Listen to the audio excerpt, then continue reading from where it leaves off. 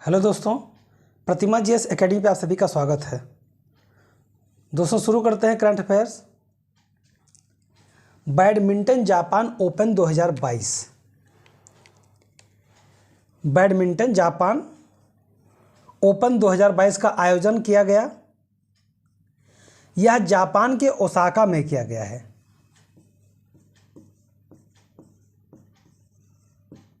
Osaka Japan में इसका आयोजन किया गया है। इसका जो आयोजन है ओसाका में किया गया है और यह 41वां संस्करण है।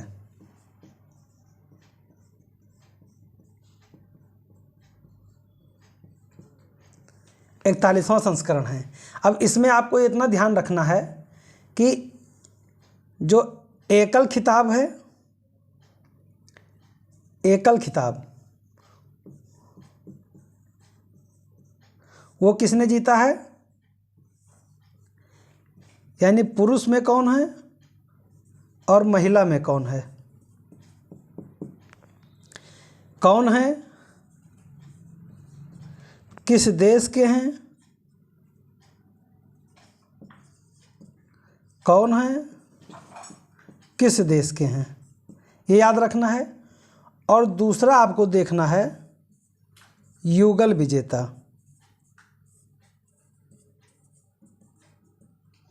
इसमें भी आपको दो चीज़ें ध्यान रखनी है। पुरुष में युगल विजेता कौन है और महिला में युगल विजेता कौन है, किस देश के हैं, कौन और किस देश के,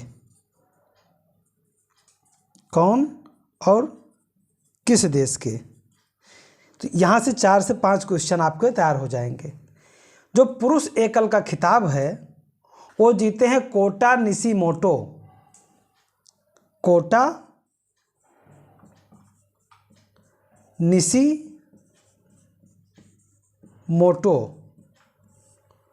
कोटा निशिमोटो जो है, इन्होंने पुरुष एकल का खिताब जीता है। ये जापान के हैं। और इन्होंने पुरुष एकल विजेता केटा निशिमोटो जापान के हैं। केटा निशिमोटो ये जापान के हैं। इन्होंने चाउ टी एन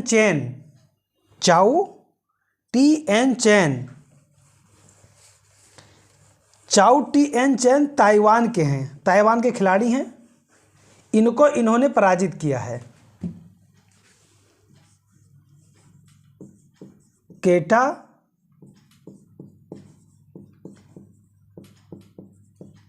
निशिमोटो ये जापान के खिलाड़ी हैं।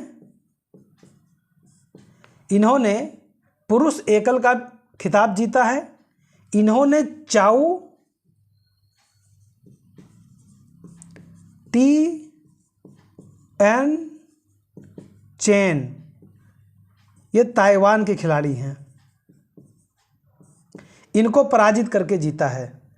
ये इनका पराजय का इसलिए उपविजेता का नाम दे दिया गया है यहाँ पे, क्योंकि ये बहुत मशहूर खिलाड़ी हैं। चाउ टी एन चेन, केटा निशिमोटो ने इनको पराजित किया है, छोटी बात नहीं है। ये बहुत बड़े खिलाड़ी हैं ताइवान के। और महिला एकल जो है, महिला एकल का विजेता हैं अकाने यामागुची।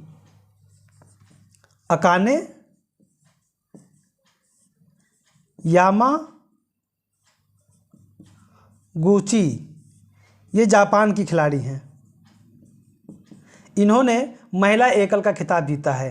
पुरुष एकल का खिताब केटा निशिमोटो ने जीता है, ये भी जापान के हैं। और महिला एकल का खिताब अकाने यामागुची ने जीता है, ये भी जापान की महिला हैं।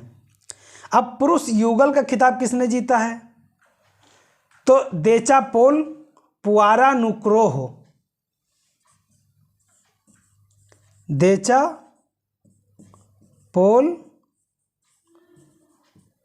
पुआरा नुक्रोह, देचापोल पुआरा नुक्रोह तथा सब्सिरी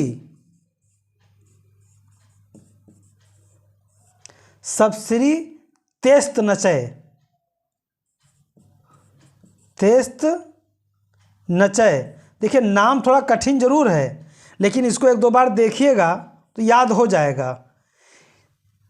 देचापोल पुआरा नुक्रह और सबश्री तेस्त नचय, ये दोनों लोग थाईलैंड के हैं। दोनों खिलाड़ी थाईलैंड के हैं। देचापोल पुआरा नुक्रो और सबश्री तेस्त नचय, इन दोनों ने मिलकर के पुरुष युगल का खिताब बैडमिंटन जापान ओपन 2022 का खिताब जीता है। महिला एकल का खिताब जियोंग नाउन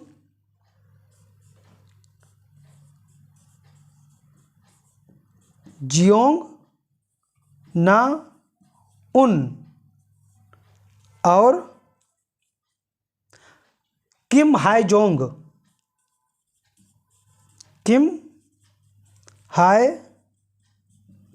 जोंग, ये दोनों दक्षिण कोरिया के हैं।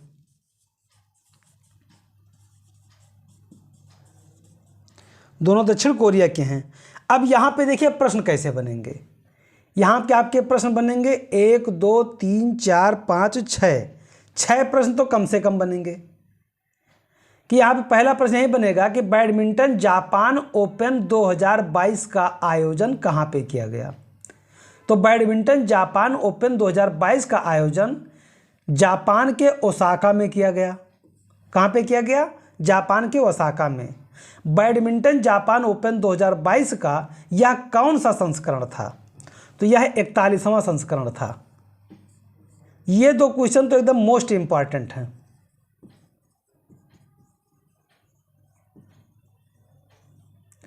एकदम आने की संभावना ही है कि आएंगे। दूसरा कि पुरुष एकल का खिताब किसने जीता? तो केटा निशिमोतो ने जीता। केटा निशिमोतो कहाँ के खिलाड़ी हैं? जापान के खिलाड़ी हैं। केसा निशिमोतो किस खेल से संबंधित हैं? तो बैडमिंटन से संबंधित हैं। ऐसा प्रश्न आ सकता है। चाओ टिएन चेन ये ताइवान के खिलाड़ी हैं। केटा निशिमोतो ने इन्हें पराजित किया है। और अकाने यामागुची ये जापान की महिला खिलाड़ी हैं। इन्होंने महिला एकल का खिताब जीता है।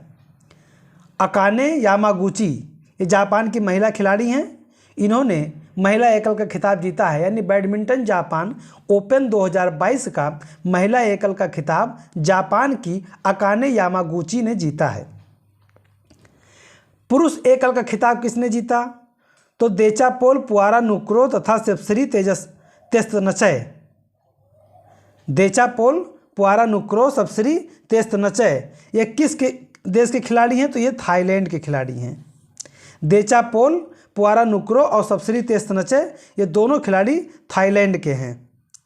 और महिला युगल का खिताब किसने जीता? तो महिला युगल का खिताब जियोंग नाउन और किम हाय जोंग।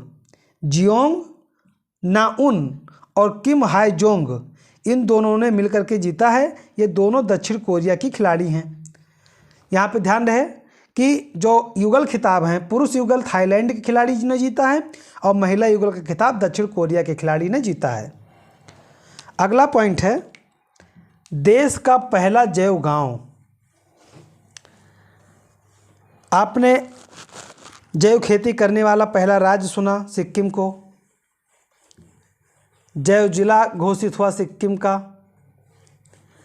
लेकिन एक पूरा गांव जो है वो जैव जिला के रूप में हो जाए, पूरा गांव केवल जैविक उत्पादन से संबंधित वस्तुओं का प्रयोग करे, रासायनिक उत्पादन को एकदम समाप्त कर दे, ऐसा गांव भारत का एक गांव है। उसका नाम है दासपुरा। दासपुरा गांव।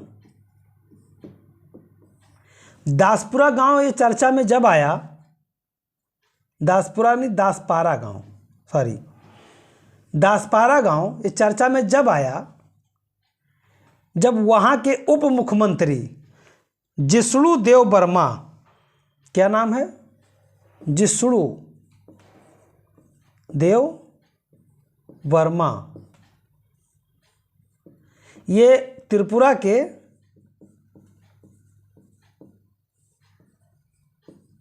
उप मुख्यमंत्री हैं।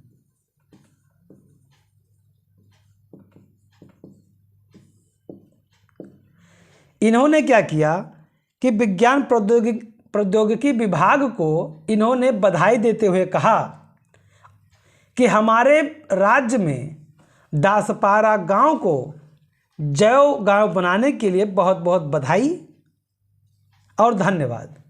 यानी कि दासपारा गांव अब रासायनिक उर्वरक से मुक्त होगा। रासायनिक उर्वरक का प्रयोग नहीं होगा। यानी यहाँ पे केवल जैव उर्वरक का प्रयोग किया जाएगा। जैव उर्वरक का प्रयोग किया जाएगा। इस गांव के निवासियों ने 2018 से ही जैव प्रौद्योगिकी विभाग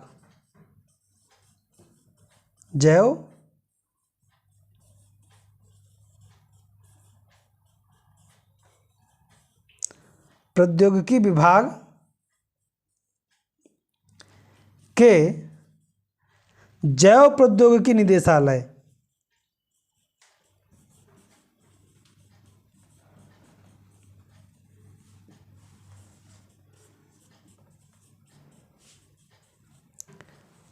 के सहयोग से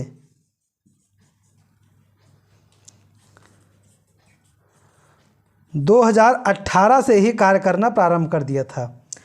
यानी कि जो रासायनिक उर्वरक है इसका प्रयोग समाप्त करके जैव उर्वरक का प्रयोग करना 2018 से प्रारंभ हो गया था। अब जब ये प्रारंभ हुआ तो जाहिर सी बात है कुछ जगह पे हुआ होगा। यानी कि जिस जिला में दासपारा गांव पड़ता है उस जिले का नाम है सिपाहीजला जिला।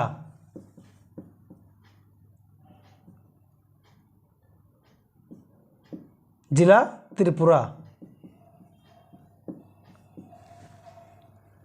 यानी कि त्रिपुरा का एक जिला है सिपाहीजला जिला, वहाँ पे जो है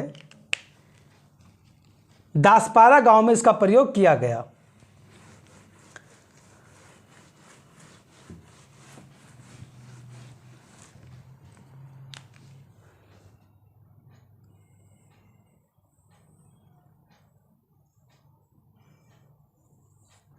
ये जो क्षेत्र है इधर बांग्लादेश है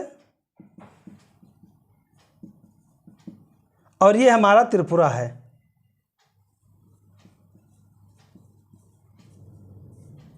त्रिपुरा की राजधानी अगरतला त्रिपुरा की राजधानी है।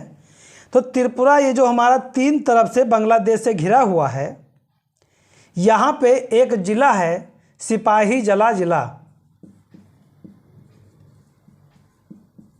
सिपाहीजला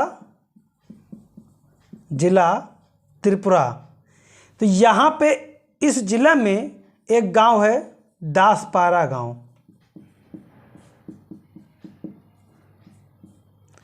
इस गांव में अब किसी भी रूप में रासायनिक उर्वरक का प्रयोग नहीं किया जाएगा। यानी 2018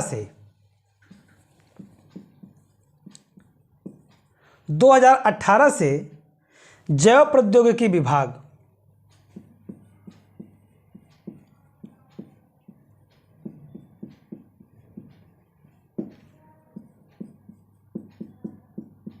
के जैव प्रौद्योगिकी निदेशालय इनके द्वारा यहाँ पे कार्य शुरू किया गया था। यानी 2018 में कार्य करना शुरू किया गया और जा कर के 2022 में यानी लगभग 4 साल के अंतराल पर इस गांव यानी दासपारा गांव को रसायन उर्वरक से मुक्त जैव उर्वरक का गांव बना दिया गया। और ऐसी उपलब्धि हासिल करने वाला या भारत देश का भारत देश का पहला गांव बना। भारत देश का पहला गांव बना कि जहां पे ऐसी उपलब्धि हासिल किया गया है कि वहाँ के लोग अब रासायनिक उर्वरक का प्रयोग नहीं करेंगे, वो केवल जैव प्रौद्योगिकी का प्रयोग करके, जैव उर्वरक का इस्तेमाल करके, जैविक खेती के माध्यम से वहाँ पे सारा का जितना उत्पाद है, जितना प्रोडक्ट है, सब जैव उत्पादित होंगे। वहाँ पे बहुत अच्छी बात है। रासायनिक उर्वरक से इस समय बहुत ज़्यादा दिक्कतें हो रही हैं, जो सामान्य आयु भी कम होता जा रहा है। और इसकी घोषणा त्रिपुरा के उप मुख्यमंत्री जिष्णुदेव वर्मा ने जैव प्रौद्योगिकी विभाग और उनके निदेशालय को बधाई देते हुए इसकी जानकारी राज्य को दिया। यानी यहाँ पे जो आपके प्रश्न बनेंगे वो बनेंगे लगभग 7 से 8। पहला प्रश्न यही बनेगा कि हाल ही में दासपारा गांव को जैव गांव घोषित किया गया है, यह किस राज्य में पड़ता है? तो यह पड़ता है त्रिपुरा राज्य में। त्रिपुरा राज्य में किस जिला में पड़ता है? तो सिपाही जला जिला है त्रिपुरा में, वहाँ पे पड़ता है। जानकारी यानी कि वहाँ का उप मुख्यमंत्री कौन है? जिष्णुदेव वर्मा है। वहाँ पे रसायन उर्वरक का प्रयोग कब से बंद कर दिया गया? 2018 से। कब जाकर के सफलता प्राप्त हुई? 2022 में। किसके माध्यम से मिला? तो जैव प्रौद्योगिकी विभाग के जैव प्रौद्योगिकी निदेशालय के द्वारा ऐसी जानकारी प्राप्त हुई। तो मुख्य प्रश्न तो आपके यही होंगे, दासपारा गांव, त्रिपुरा जिला, और जो है सिपाही जला जिला, त्रिपुरा प्रदेश, विज्ञान प्रौद्योगिकी विभाग के द्वारा ऐसी उपलब्धि हासिल किया गया है। अगला पॉइंट है अंतर्राष्ट्रीय साक्षरता दिवस। अंतर्राष्ट्रीय साक्षरता दिवस, देखिए जो यूनेस्को है एक ऐसा वैश्विक संगठन है जो बच्चों के शिक्षा पे कार्य करता है। यानी यूनेस्को ने सबसे पहले 1966 में एक घोषणा किया था 8 सितंबर को कि अगर वैश्विक स्तर पे साक्षरता को बढ़ावा देना है तो इसके लिए साल में एक बार पूरे विश्व को साक्षरता दिवस मनाना पड़ेगा। पूरे विश्व को क्या मनाना पड़ेगा?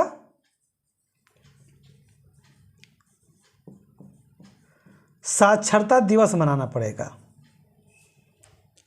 और इससे जहाँ पे साक्षरता नहीं है वहाँ पे साक्षरता पहुँचाने का कार्य भी किया जाएगा और लोगों के अंदर जागरूकता भी फैलेगी। लेकिन 1967 में पहली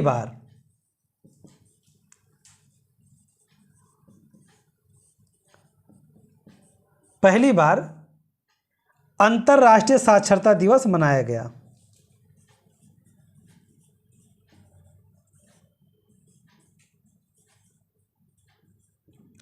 साक्षरता दिवस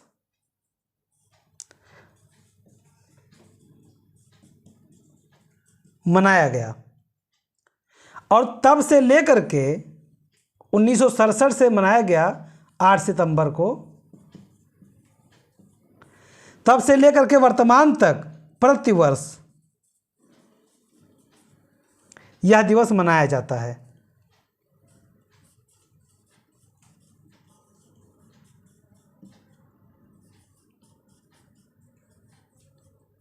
यह दिवस मनाया जाता है।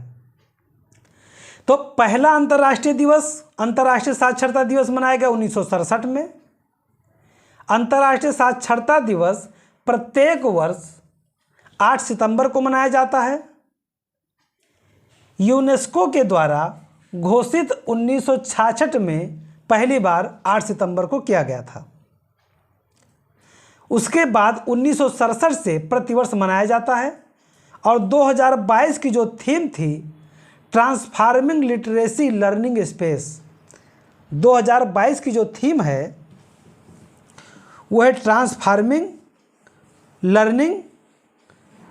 ट्रांसफार्मिंग लिटरेसी लर्निंग स्पेस, इस बार की थीम है। तो जो प्रश्न पूछे जाने की संभावना है कि अंतर्राष्ट्रीय साक्षरता दिवस कब मनाया जाता है, तो 8 सितंबर को मनाया जाता है। पहली बार कब घोषित किया गया, तो 1966 को घोषित किया गया। किसके द्वारा किया गया था घोषित? यूनेस्को के द्वारा घोषित किया गया। पहली बार कब मनाया गया? 1967 को मनाया गया। 2022 का थीम क्या है? तो थीम है ट्रांसफार्मिंग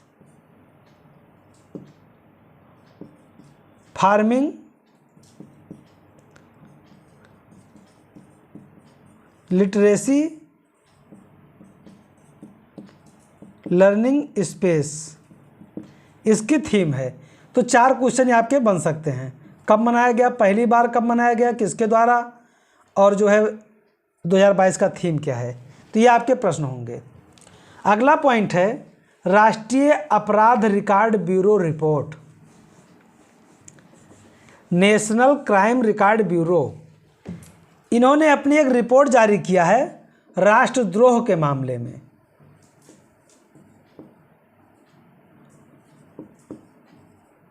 राष्ट्रद्रोह के मामले में इन्होंने एक रिपोर्ट जारी किया है नेशनल क्राइम रिकॉर्ड ब्यूरो के द्वारा। इन्होंने बताया है कि सबसे ज़्यादा राष्ट्रद्रोह के मामले असम में आते हैं। राष्ट्रद्रोह होता क्या है कि राष्ट्र के खिलाफ कार्य किया जाए, यानी देश के खिलाफ गतिविधियां। साथियों ध्यान रहे कि आप सरकार के खिलाफ हो सकते हो, सरकार के खिलाफ आलोचना कर सकते हो, सरकार के खिलाफ आंदोलन कर सकते हो, लेकिन सरकार के खिलाफ होने का मतलब ये कतई नहीं है कि आप राष्ट्र के खिलाफ हैं। सरकार की आलोचनाएं होती रहेंगी, सरकार आती रहेंगी, सरकार जाती रहेंगी। एक लोकतंत्र की ये पहचान होती है कि हर 5 साल के बाद सरकार का बदलना या जनता के द्वारा दिया गया समर्थन जिसको सरकार बनाना है प्राप्त होना। उनकी नीतियों की आलोचना की जा सकती है, उनके नीतियों के खिलाफ जाया जा सकता है, लेकिन देश अखंड, अजर और अमर है। देश के खिलाफ जाने का मतलब है कि राष्ट्रद्रोह का होना, और राष्ट्रद्रोह का होना इसी के लिए अभी नेशनल क्राइम रिकॉर्ड ब्यूरो ने अपना एक रिपोर्ट जारी किया है और बताया है कि जो पिछले 8 सालों में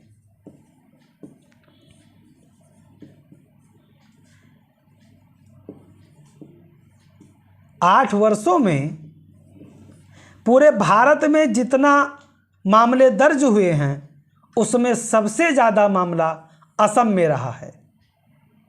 2014 से लेकर के 2021 तक जितने मामले दर्ज किए हैं 475 मामले पूरे देश में दर्ज हुए।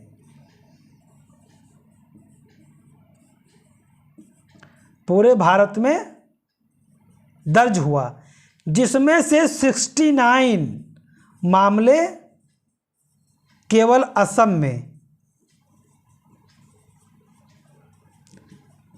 केवल असम में माना जाता 14.52% मामला अकेले असम देख रहा है। तो ऐसे मामले में सबसे आगे असम है और नंबर 2 पे हरियाणा है। नंबर 2 पे हरियाणा है और नंबर 3 पे झारखंड है।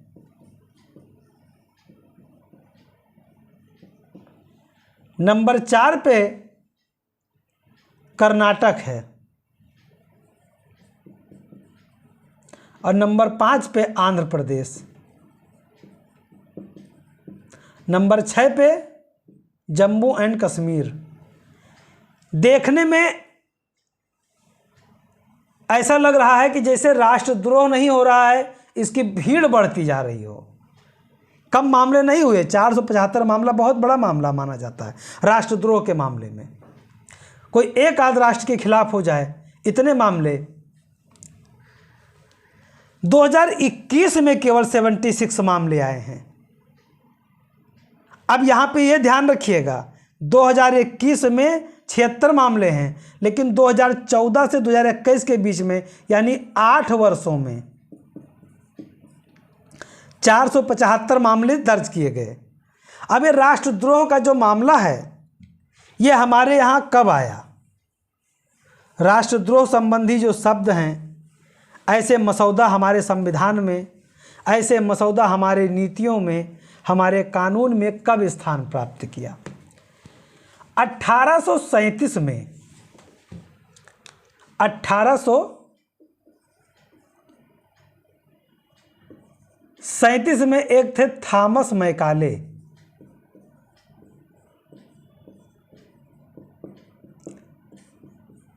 ये भू सर्वेक्षणवादी थे, आर्कियोलॉजिकल डिपार्टमेंट में काम करते थे।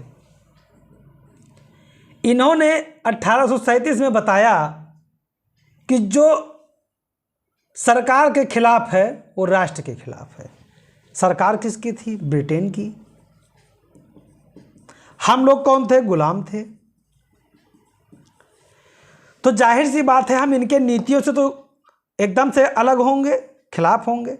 ये हमें लूट रहे थे, हमारे लोगों को मार रहे थे, और हम कैसे बर्दाश्त करते? लेकिन फिर भी कुछ लोग बर्दाश्त कर रहे थे। कौन थे वो? चापलूस। चापलूस में कौन थे? जिम्मेदार। कौन थे? भूमिपति। जो ये टाइप के लोग थे, ये चापलूस थे। चापलूसी करके जमींदारी ले लेते थे। उसके बाद में क्या होता था कि जनता से पैसा लूटते थे, उनको कुछ भाग इनको देते थे, बाकी अपना रख लेते थे। बाद में ये इन्हीं को लूटते थे। तो एक अलग प्रकार की व्यवस्था थी, जिससे सामान्य जनता काफ़ी त्रस्त थी। जो त्रस्त होगा, जब किसी नॉर्मल व्यक्ति के हाथ में कुछ नहीं बचता है, तब समझ लीजिए कि वो बहुत खूंखार हो जाता है।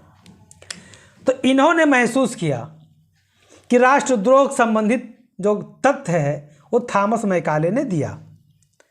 अब 1837 में तो दिया गया, उसके बाद 1860 में भारतीय दंड संहिता,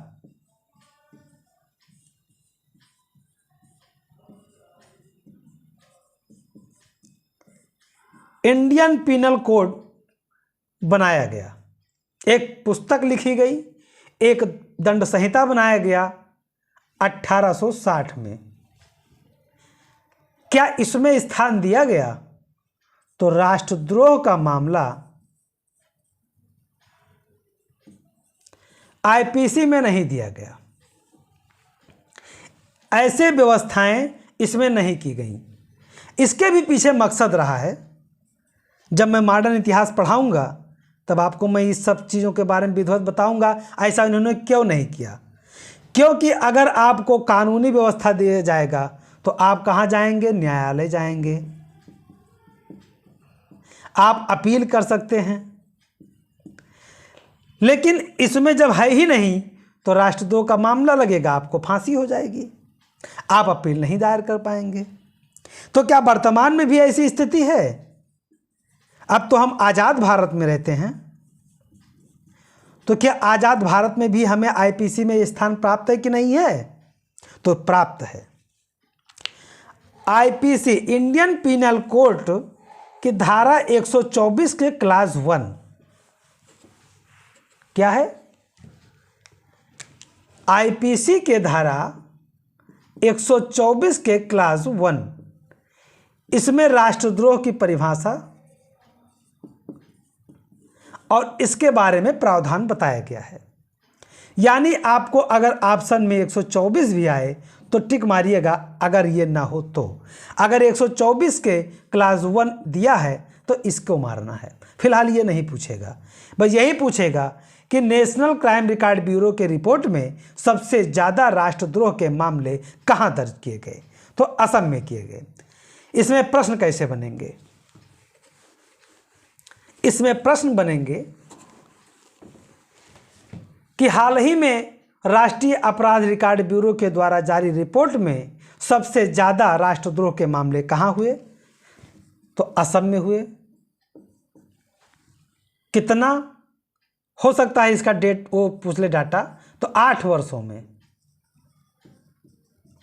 8 वर्षों में 69 नंबर 1 पे। नंबर 2 पे कौन है? तो नंबर 2 पे हरियाणा है। नंबर 3 पे है आपका झारखंड।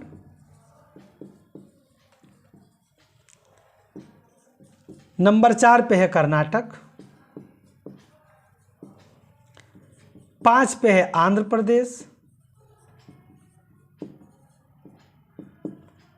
6 पे है आपका जम्मू कश्मीर। 2021 में कब कितना आया? तो 76 मामले 2021 में आए, और यह मसौदा तो आपको मैंने बता दिया है। तो साथियों दोस्तों, मैं अपने क्लास को यहीं पे समाप्त करता हूं और आप लोगों से निवेदन करता हूं कि ज़्यादा से ज़्यादा लोगों को शेयर करें, लाइक करें, और जिन दोस्तों ने अभी तक हमारे चैनल को सब्सक्राइब नहीं किया है वो सब्सक्राइब कर लें। धन्यवाद। जय हिंद, जय भारत।